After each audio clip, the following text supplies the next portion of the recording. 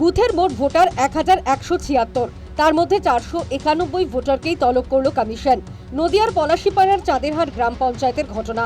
বাসিন্দারা জন্মসূত্রেই এলাকায় রয়েছেন, তাদের কাছে আধার কার্ড, রেশন কার্ড রয়েছে। 2002 ভোটার তালিকায় নাম রয়েছে অনেকেরই, তারপরেও কেন ডেকে পাঠানো হচ্ছে প্রশ্ন স্থানীয়দের। আমার 2002 সালে এসআইয়ের ফর্ম ভরার পর আমার ভোটার লিস্টে নাম থাকার সত্ত্বেও আমাকে নোটিশ ধরেছে, আমার ভোটার লিস্টের নাম নেই ভিডিও 73 বিএলওর। নোটিশে কি বলা হয়েছে? নোটিশে বলা হয়েছে জানুয়ারি 2 তারিখে আমাকে হাজির হতে 73 বিডিও।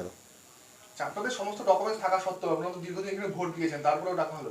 হ্যাঁ, তারপরেও ডাকা হলো। আমরা এখানকার স্থানীয়, আমার বাবার 80 সালের দলিল আছে এখানকার জমির। হিয়ারিংয়ে ডাকা হয়েছে পঞ্চায়েত সদস্য এবং তার পরিবারকেও। বিজেপি বেছে বেছে তৃণমূল সমর্থকদের বাদ দেওয়ার চক্রান্ত করছে, অভিযোগ তুহিন মণ্ডলের। যে কেন্দ্র সরকার যেটা করেছে বিহারে, আমরা যেটা লক্ষ্য করেছি যে যেখানে তাদের ক্ষমতা নেই, কারণ এই পাড়ায় বিজেপি কোনোদিন পা ফেলতে পারেনি, একটা হিন্দু প্রধান গ্রাম, 100% হিন্দু এলাকা, এখানে বিজেপির কোনো ভোট নেই। সেই জন্য এই জায়গাটায় আঘাত আমার মনে হয় সবথেকে বেশি করা হয়েছে। 500 লোকের নাম এখানে বাদ দেওয়ার একটা চক্রান্ত শুরু হয়েছে। আমরা এটা চাইছি এর বিহিত ব্যবস্থা করতে, এবং কি আমরা এই 500 লোক নিয়ে আমরা বিডিও অফিস ঘেরাও করব আগামী দিন। যাদের কাছে বৈধ নথি রয়েছে তাদের প্রত্যেকের নাম ভোটার তালিকায় থাকবে।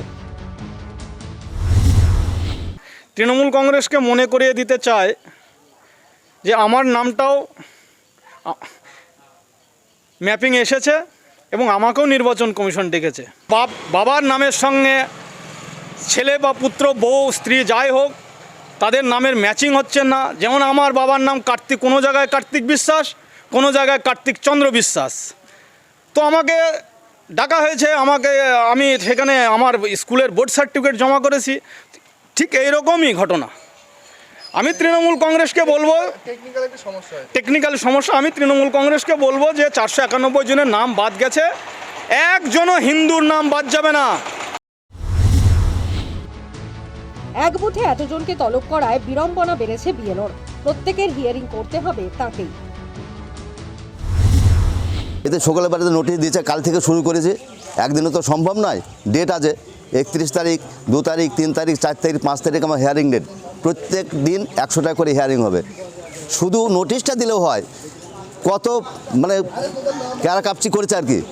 নোটিশের ছবি তুলতে হবে, যাকে দিচ্ছি তার ছবি তুলতে হবে, বিভিন্ন রকম কায়দা।